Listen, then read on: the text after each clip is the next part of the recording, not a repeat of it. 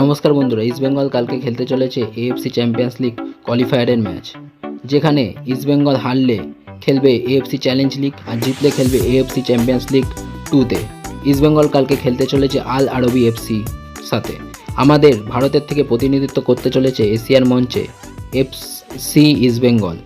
Lal and red and gold ব্রিগেডকে আপনাদের সমর্থন চাই। পুরো ইন্ডিয়া যেন ইস্ট বেঙ্গলকে সমর্থন করে, শুধু ইস্ট বেঙ্গল না, মোহনবাগান সবাই আমাদের দেশের হয়ে ইস্ট বেঙ্গল প্রতিনিধিত্ব করতে চাইছে এবং দেশের মান উন্নত করার দিকে লক্ষ্যে ইস্ট বেঙ্গল এগোচ্ছে। তুর্কমেনিস্তানের টিমের বিরুদ্ধে ইস্ট বেঙ্গল কি পারবে কোয়ালিফায়ার জিতে এফসি 2-তে কোয়ালিফাই করতে, নাকি খেলবে এফসি চ্যালেঞ্জ লিগ? এফসি 2 এবং এফসি চ্যালেঞ্জ লিগ দুটোই ইন্ডিয়ার পক্ষে কঠিন, কিন্তু ইন্ডিয়া কি পারবে নিজেদের মান উন্নত করতে? যেখানে আগের বছর লিগ সিল চ্যাম্পিয়ন হওয়ার সুবাদে ইস্ট বেঙ্গল সুযোগ পেয়েছে এএফসি মঞ্চে প্রতিনিধিত্ব করা।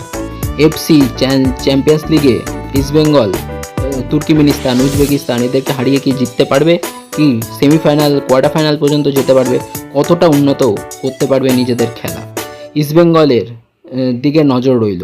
এবং কালকে সন্ধ্যে 7টার সময় যুব ভারতী স্টেডিয়ামে টিকিট আপনারা কেটে দেখতে পারেন, সল্টলেক স্টেডিয়ামে। এবং কালকে খেলাটি সরাসরি দেখাবে ফ্যান কোডে, লাইভ দেখাবে। এটি কোনো টেলিভিশনে সম্প্রচার হচ্ছে না, কিন্তু ফ্যান কোডের অ্যাপে আপনারা সরাসরি দেখতে পারেন ইস্ট বেঙ্গলের খেলাটি।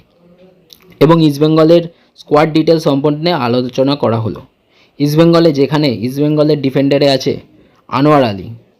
আনোয়ার আলী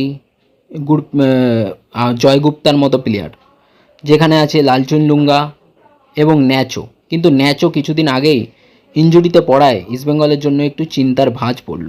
নরেন্দর গেওলাটের মতো প্লেয়ার আছে, নাওরে মহেশ আছে, বিষ্ণুর মতো প্লেয়ার উইঙ্গার আছে, তারপরে আছে রাশিদের মতো বিদেশি এবং নতুন সাইন করা ড্যানি র্যামিরেস এর মতো অ্যাটাকিং প্লে মেকার মিডফিল্ডার, যে খুব দুর্দান্ত সাইন হয়েছে ইস্টবেঙ্গলের জন্য, এটি বলতেই হচ্ছে। আর ইকার চারিস এর মতো উইঙ্গার আছে, যে নতুন সাইন অস্ট্রেলিয়ার, তাকেও দেখতে হবে।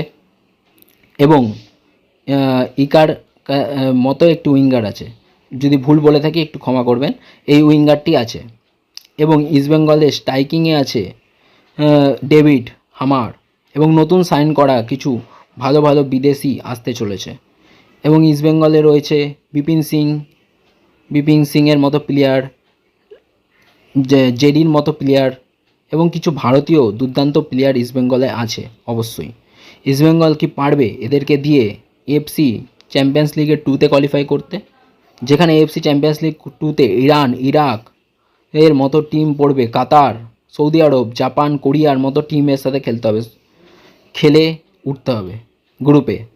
আর এএফসি চ্যাম্পিয়ন্স লিগ 2-তে যদি কালকে না জিতে কোয়ালিফাই করে এএফসি চ্যালেঞ্জ লিগে, সেখানেও রাস্তাটা খুবই কঠিন।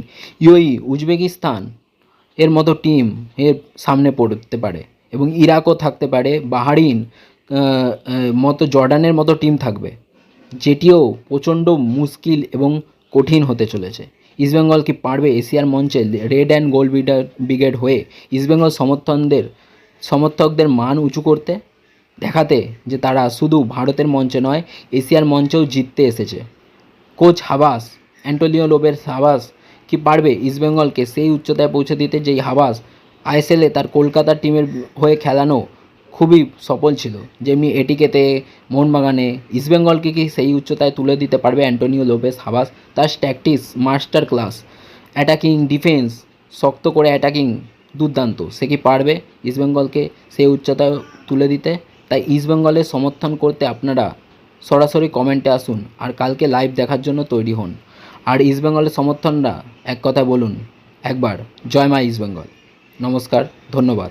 এরকম সব খবর পেতে, ইস্টবেঙ্গল এবং ফুটবলে সব সংক্রান্ত খবর পেতে, ফুটবল এবং ক্রিকেট সব খেলার খবর পেতে আমার চ্যানেলটিকে নজর রাখবেন। এখানে এফসিরও খবর পাবেন, এশিয়ান কাপ, কমনওয়েলথ গেমস সব খেলার খবর পেতে আমার চ্যানেলটিকে অবশ্যই দেখতে ফলো রাখুন। ধন্যবাদ।